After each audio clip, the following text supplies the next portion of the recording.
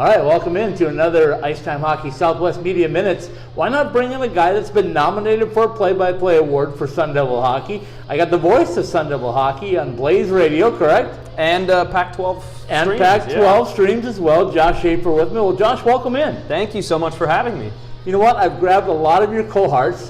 We've done a little talk in here, and with ASU's success, especially in hockey right now, tell me a little bit about what it's like to be an ASU student working in media. It's a lot of fun. I mean, I come from LA, so I grew up listening to a lot of big-time sports broadcasters, Vin Scully, Bob Miller, and I knew that I wanted to come to ASU to get opportunities like they had when they were younger, and of course, they went straight into the business and not necessarily into college, but ASU gave great opportunities for freshmen on radio, and then opportunities like I got this year with the Pac-12 stream. So it's awesome. I mean, I've done football, baseball, basketball, and now hockey, which is fantastic. How nice is it for the Cronkite School to give you that versatility where you'll be able to do different sports and kind of get a feel for everything? It's incredible.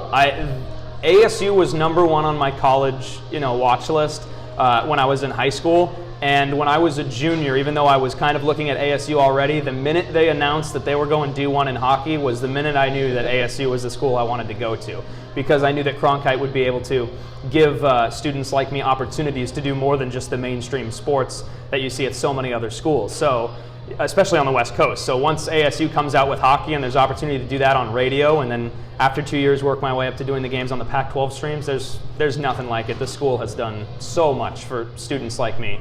So you're a junior here, you come from the LA area, and you're in Sun Devil country. What's it like? Do you have some battles with USC and UCLA and all those? Or? Yeah, well, I actually grew up a diehard USC football fan. Right. And my family still has season tickets. So I called the USC football game this year. I worked with Pete Arbogast, the voice of Trojan football, last year. And the year before, I went to the game and didn't wear anything really for either school. So I separate myself as best as I can. And when the two teams aren't playing each other, I'll pull for them as long as I'm not covering or anything. But when they play each other, I separate myself entirely. But I grew up watching ASU sports, even though I wasn't necessarily an ASU fan. So it's a huge opportunity for me to come here and actually cover the teams that I grew up watching, although I wasn't, wearing maroon and gold every Saturday. So as I grab you here, we're before the final game of 2018 at Oceanside. Yeah. We've got a big a tournament coming up at the Desert Hockey Classic in a couple of weeks, right after Christmas. But give me your thoughts on this season, particularly for ASU Sun Devil Hockey. I mean, I didn't know what to expect going in. I knew that they were going to be a lot better. And before the season, Coach Powers had told us, you know what? This year we're going to take a big step forward, but next year we're going to take an even larger step forward. And I didn't really know what that meant. And now I know what it means, and it means that this team's pretty darn good. So, I like what I'm seeing from them. I knew very early on that they were going to be a different hockey team, especially when the first 120 minutes of the season, they didn't give up a single goal, right? Even though they had Ohio State coming in the week after. But I realized very early that this was a very different team, because now, instead of just playing scrappy hockey like they have in the past and they grinded their way to wins, they can use their speed and their size and their chippiness to get themselves victories. So they're a fun team to watch, and it's almost, they've kind of come onto the scene the way that some 16 seeds or lower seeds in March Madness do for basketball, where they catch fire and now everybody's paying attention. So right. I mean, we're reaching, I would say, the halfway point, but I still think that fire's there, and I'm excited to see how far they're going to go. Well, I don't know if you've seen our site yet, but I started about 2 months ago with the magic number countdown. I think the magic number to the tournament is 22. Yeah. I think these guys might get 24, just a gut thought. But we're in single digits now for the magic number. Last night gave us, reduced it to number 9. So you being a baseball guy, does that magic number mean anything, or you just want to play every game out? I don't know. See, in the past it was let's go call an ASU hockey game and let's see what happens. And now this year there's a little bit more expectation. So I separate myself as best I can from kind of thinking what that number is going to be. But for the most part, I just try to come and see what's going to happen. I kind of keep the same mindset I have the last 2 years. So you get through this regular season, let's just dream, and let's just say this team gets into that tournament. How big of a step for you and for the program is that to get to an NCAA tournament so early in their their inception and career, I guess, of hockey. Yeah, Coach Powers has been here a long time. This is his 11th season, 4th at the D1 level. And to say that, if they get that far, to say that I had worked with this team and been doing their games this year in just their 4th season at the D1 level, to see how far it's taken them, regardless of how far they go, I think it means a lot to see how the university, how the fans, how this really region has surrounded this team and rallied around them. So I think they've already taken a big step.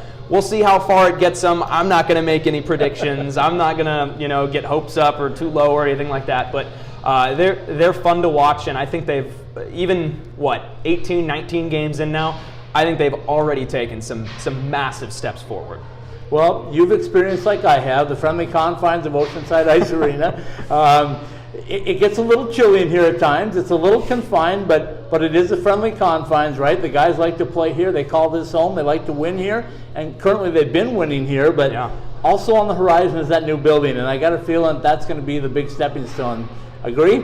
Oh, yeah. I mean, I walked in here today, and the first thought that I had was, wow, that cold really hits you. Yeah. And it's the same thing I think every time I walk into this building, every Tuesday, almost every Wednesday, and then every Friday, Saturday. It's the same thought, and it is really cold in here.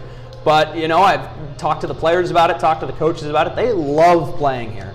So I think the new building, when it comes, is going to have a similar effect of obviously the home ice advantage. But this place I know is near and dear to this program's heart. So, they utilize it the best they can. I think they do a great job of it because you got to think some of these other teams come in here. You got teams like Nebraska, Omaha, and Ohio State, and even Colorado College. They walk in here and they see this place, and it's a small kind of run-down little rink, but ASU has, they utilize it. They know what it takes to win in here. They know how to play with the low-hanging ceilings, and it's fun. I like to refer to it as an ice box because it kind of looks like when you open your freezer. Yeah. You open your freezer and you look inside. That's what I picture Oceanside. Well, you know what? If I could open my freezer and see Joey DeCord, Johnny Walker, and the crew come out, I'd be pretty excited too for a home ice advantage. But let's wrap things up, Josh, by talking a little bit about what you want to do when you leave ASU. What's your goals, aspirations, plans?